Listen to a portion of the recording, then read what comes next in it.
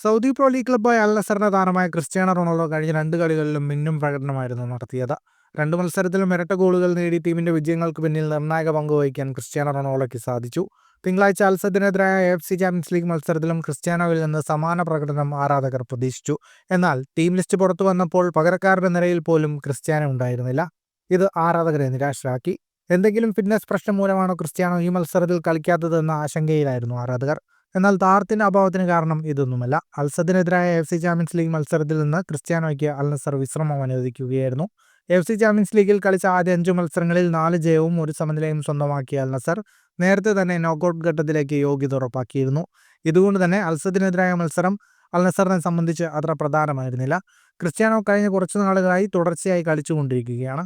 ഈ സാഹചര്യത്തിൽ അദ്ദേഹത്തിന് വിശ്രമം നൽകുന്നത് ഗുണകരമായിരിക്കുമെന്ന് ചൂണ്ടിക്കാട്ടി പരിശീലകൻ നിർണായക തീരുമാനമെടുക്കുകയായിരുന്നു.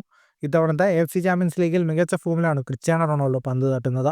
ലീഗിൽ ഇതുവരെ കളിച്ച 4 മത്സരങ്ങളിൽ നിന്ന് 4 ഗോളുകൾ ക്രിസ്ത്യാനോ റൊണാൾഡോ നേടി. ഫുട്ബോൾ ലോകത്തെ കൂടുതൽ വാർത്തകൾക്കും വിശേഷങ്ങൾക്കുമായി സ്പോർട്സ് കഫേ ഇപ്പോൾ തന്നെ സബ്സ്ക്രൈബ് ചെയ്യുക.